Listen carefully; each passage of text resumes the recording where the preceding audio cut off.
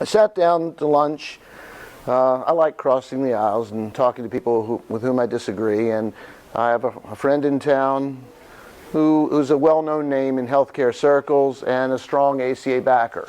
Back in 2011, we sat down over lunch, and it was while the lawsuit was heading toward the Supreme Court. And at the time, I was working for the association whose name appears atop the lawsuit. So we were talking, and I said, look, if I were you, I would go to bed every night with two fears on my mind.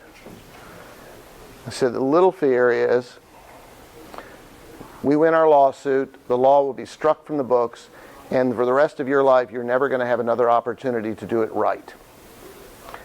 And he said, okay, what's the big fear? I said, we lose the lawsuit.